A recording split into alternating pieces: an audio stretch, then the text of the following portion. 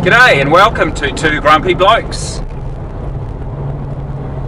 Oh, yeah, Kevin's away. But we got a new friend today. He's probably not really a grumpy bloke. But here he is. Hey mate. G'day. Watch the road, eh? Yeah, we don't Distracted me for a minute. want to prank. So, how did you get in here? Well, been a long story. I've come from Mustangs back in the 60s, 69. 65. So it's good to be in a Mustang again. Yeah. It's not good around town though on the slow roads. Bit bumpy. Hey, we had a couple of things to talk about. We had coffee yesterday, didn't we? And we decided that there were a couple of things we might discuss. Yeah. And one of those is a little bit serious. Important. Important for anyone that's had some issues with school. I revealed something yesterday that kind of comes back to haunt me once in a while. I won't go into the details, but one of the teachers embarrassed me in front of the class by basically tipping my school book all over the floor. And I really felt like, these days I really feel like I should have gone and seen the principal and said, hey, this isn't on. And to this day I still feel scarred by that. Have you experienced anything like that, right? Or you got anything to say? Not particularly. I did get 6 of the best a few times. You did? But that was probably my own fault. Yeah, you deserved that. I know you quite well, and I think that would be, yeah. And then when I got home, I got another hiding from my dad, so... Because you got... Oh, when he found out, yeah. Yeah. So, you know, that's the way it was. But these days, you know, it's a bit different. We've sort of swung right across the other side with the pendulum because it was too hard. I think now it's too soft. You know, teachers aren't allowed to do things and to discipline, really. And kids do need discipline. But disciplining, if that was disciplining you the way you were treated, then that's not the right way either, you see. So, and today, if it was a big fella, he probably would have punched his teacher in the nose. I don't know, you know. These days they tend to talk back, don't they? And they've got no respect. Well, that's right. I know a few teachers now, and these days, myself not having to go to school, but talking to them on a mature adult level, they often say the kids these days are so rebellious and seem to get away with whatever they want. They're not allowed to be disciplined in the classroom. There's certain things, there's a lot of things they can't do to make make it right. Well, as I said, it's like, you know, child abuse, I guess. Disciplining a child isn't child abuse, and that's what it's got down to. There's been the odd child abuse situation that was left unattended to in the old days, and now everything that you speak wrongly to a child, it's child abuse, and the child privileges instead of rights have been given a place where the child now shouldn't have any parental control. You know, it's the way it's going. Anyway, I might be wrong. It's getting too heavy, and we probably aren't really good authorities on that subject, are we? It's just changed. We were children. We were, but we were, and that's the thing. And I was about to say, things have changed a lot. Mind you, I did talk to a customer yesterday briefly about she's having trouble with her teenage son. With, you know, he says one thing, but he's doing another thing, and you know, he's not where he says he is. And she's called him out a couple of times, and I sort of felt like, well, she's just trying to do the right thing as a mum, as a solo mum, she told me. And I thought, you know, yeah, difficult times, but weren't we like that ourselves when we were teenagers? Exactly. I was just going to say, we were teenagers once, and we rebelled. We thought we knew it all until we were about 25. And then we realised that our fathers and mothers knew as much as what we did. Well, she actually said to me, no, she didn't. I said, well, didn't you kind of give your parents some stress as you were growing up through those years? And she said no. I said, were you in a rural kind of a town where there wasn't really a whole lot of stress and distraction and stuff going on that would mislead you? And she said, Yeah, I was in a rural town, and It's different. she just said she didn't go through any of those kind of things teenagers see today. So I guess she's really seeing a contrast in today's living for teenagers in a town like this. You know, what are we now? Probably 60, 75,000 people around this area. Yeah, it would be. And the amount of activity that goes on that's corrupt. But the teenager that she's dealing with, is it a son or a daughter? Son. And you see, being a single mum, I don't know how long she's been a single mum, but they say that masculinity must develop masculinity. Meaning he needs, if he hasn't got a father close by, he needs an uncle or somebody who can mentor him into being a young man. And conversely, probably femininity. Exactly. We need both parents in a family situation, don't we? Well, it's more important to have that than just a single. I remember somebody said there was a tribe in, was it South America or Africa or somewhere, that the kids, when they were young, I mean, if the little boy fell over and bumped his knee and that, he'd cry to his mother 3 and 4, she'd console him, da-da-da-da-da. But when he got, I'm not sure, whether 11 or 12 years old, the men of the tribe would come along to the women and say, right, the boys are all coming out hunting with us. Yeah. And this was their initiation. They stayed out in the bush and they learned what a man really does, hunting and trapping and talking with men. And from the time they come back to the village, it was the father's responsibility then to look after that boy, because he's developing into a young man. That doesn't happen in the West. What initiation does our young men have? Or do our young men have? Yeah, none. None. Just thrown in at the deep end. I mean, at one stage back when I was a young bloke, they did national service. To some extent, that gave the disciplines and values and stuff to a young person growing up.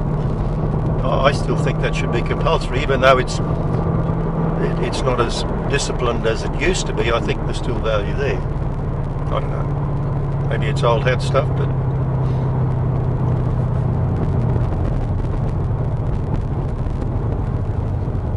See, a lot of that stuff, the newbies in the authority these days, meaning the educationalists or the I don't know what you'd call them, the do-gooders, snivel libertarians as I call them, tend to think that everything's got to evolve and become newer. They don't look at old values. I mean, look at the Bible. Oh, that's old hat, you can't take any notice of that anymore. It's gone out of date. Yeah, but there's stuff there that is our moral values, that is our standard of living. It's what we base our civilization on. You know, you can't do away with stuff like that. There's nothing in there you can really dispute.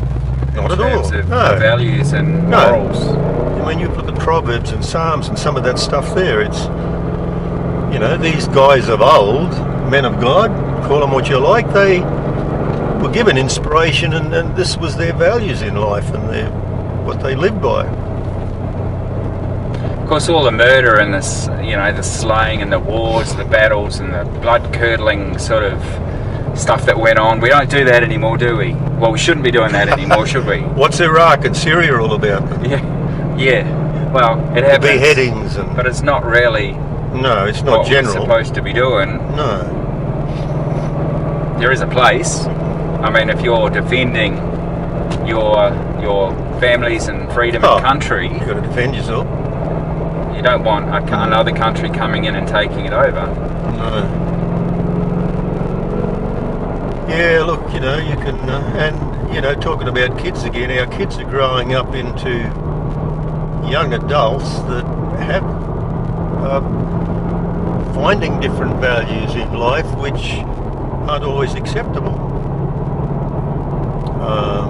You know, it's all fun and games these days, whereas, you know, maybe not yourself so much, but myself coming up in a rural environment and on a farm, you had to work. I mean, even holidays was working on the farm.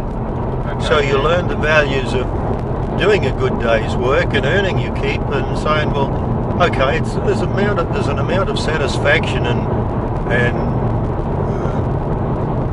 another word I want, but satisfaction anyway that comes out of a good day's work. Whereas I guess to some of these doleys that have been on the dole for generations, their satisfaction is Friday when the dole money comes through. And it's all gone by Monday. Yeah, and we're all different. I mean, not everybody's like that. I'm generalising a bit. I think we might get some storms today again. We're right down the south. Yeah, it's supposed to be. Anyway, Doug, what's your name? George. George. No, Rod. No, yeah, Rod. I think that's what you said it was. Hey, Rod. Thanks for your insight into that situation. It was a bit heavy. No, serious, that's just some of the. But it's important. That's just some of the crap that comes across us on a daily basis, really. It does. We all face it. See it in the news. You relate with your friends and family, and it's happening all over. Hey, but I've got another really, really, really serious thing to talk about. Flat Earth. Flat Earth. Yeah. Flat Earth. Yeah. Okay, that's serious. Come on, Flat Earth. Yeah, that's definitely a way to go. Don't you believe the Earth is flat? Only in small parts. Until you get to a hill. We're about to get to a hill. Oh, Look at the dash cam. There's a dash cam. Look at the dash cam now. We're going up a hill. There you are. It's not flat now. No. Okay. That's about as far as I would go to say the world's not flat. There's well, mountains too. But hang on. We were just talking about values and where we've come from, and they used to believe that it was flat. They did. Yeah. Until they discovered the truth, wasn't it? Was it the truth? Well, maybe that's what these do-gooders are doing. They're now finding the truth in a different way. By looking inside the cereal box? Yes. And making up new rules. Making up new physics rules. Laws of physics have changed. Yeah. All that. Yep. So you must be for Flat Earth then, are you? Where's this coming from? This is frustrating. It makes me angry. Why are these people so adamant that the world has to be flat, and that it's a conspiracy that the government says it's not flat, and that NASA's got photographs that they've distorted to make like the Earth spherical? Every other planet or natural satellite or body in the universe is round, spherical, not say round, because round is an argument they'll use. Yes, it's round, we can see it's round, but it's flat round. It's a circle, it's two-dimensional circle. It's not. So we briefly thought we might talk about this, when we were talking yesterday. And what did we say? Why don't they get in a plane? Yeah, well, this came up yesterday. I think we spoke about it the week before too. So, why not get in a plane then and prove it? See, I haven't gone into it properly why these people think that way. But I was working. We were helping a lady do some furniture, and this guy who I hadn't met before, we got talking, and he was giving her a hand too. And somehow it came up about Flat Earth. I don't know how it came up, but anyway. He was a believer, and I thought, I've heard about this, but I haven't met one yet. So I questioned him a little bit, and he said, look, I did believe that the world was a globe, but he said, I watched a video, and he told me about the video, which is, the name of the video is The Biggest Lie Ever Told. And I have looked at it, and yes, they do advocate that the Earth is flat, and he said, I thought it was a load of rubbish, but he said, now, I believe it's flat. And I said, well, how do you find north, south, east, west? He said, well, the north is the centre of the circle, which is the globe. And because I said, if you're sailing around the world, because I was thinking the other way, you still had like four corners and north, south, east and west, you'd fall over the edge. He said, no, if you're going east, you'll go anti-clockwise around the North Pole.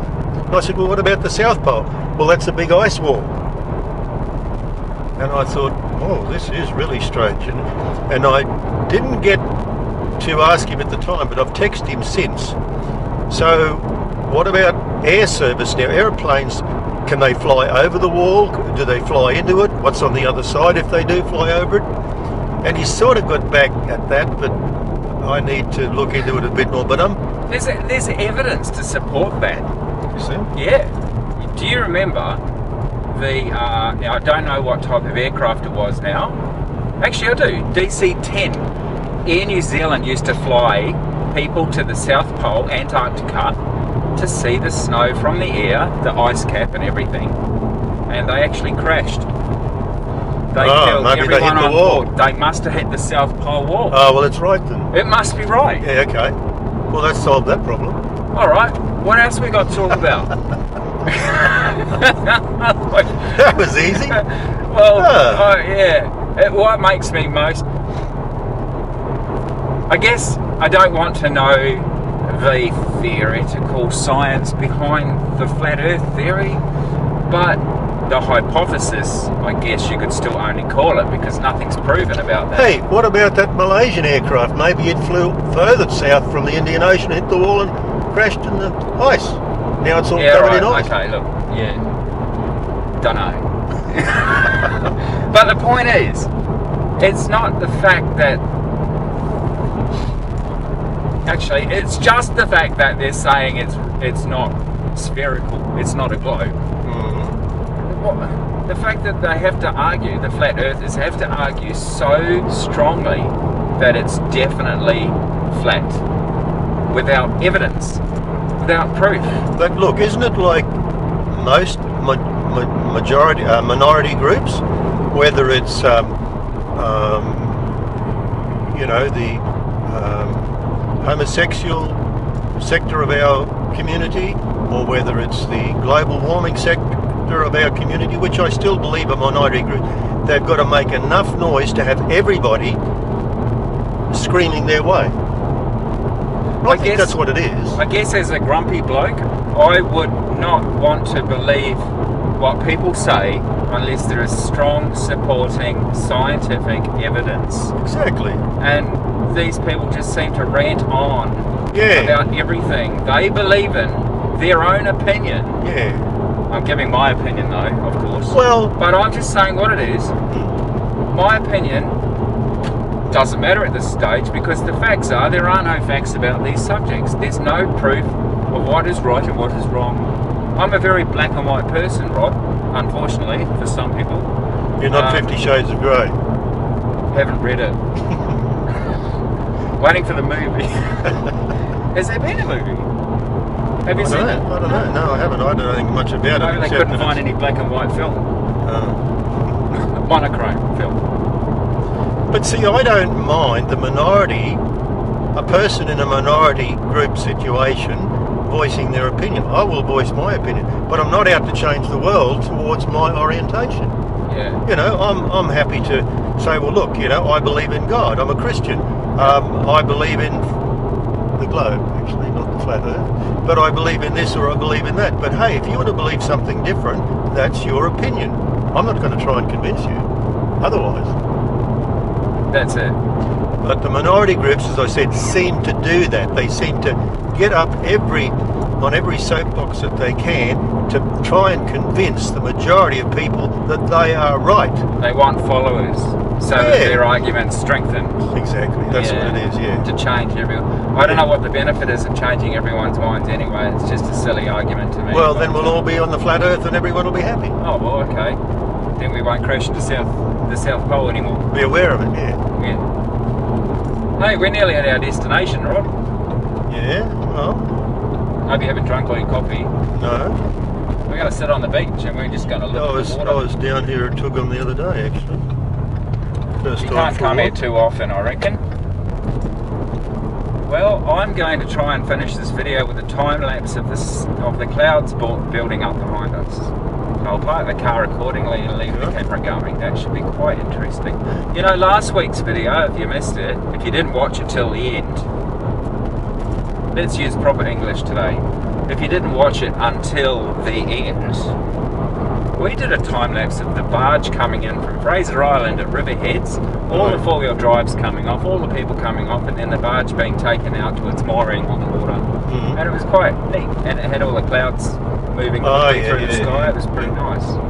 So if you haven't seen it, go back and watch it. Last week's one, number 2. This is number 3. So we'll see what we come up with today. We will get a time lapse of some sort today. Right. Thanks for coming along today, Rod. That's fine. It's been good to chat and good to ride with you. Hey, we meet for a coffee, don't we, every Monday? We do. And if anyone local, Harvey Bay, wants to come along, But that's just drop me a blokes, though, note. isn't it? Yeah, blokes. Just blokes. Just blokes. We can't share any No, of our secrets there's- with the woman. No, because that's our only opportunity to talk about them. But we don't, do we? No, we don't. No, we don't. But it's the opportunities there. I want to park there, but there's a car in front. No, we'll park up here in the shade. Well, I was going to try and face the storms, but Oh, well, face this way. Well, you can't. I don't want to face. What about we back in there? Okay. That's a trailer park, though, isn't it? Yeah, but Oh, we that can. one's not. We can always back out if there's no one fishing today. It's too I don't windy. know if we can see.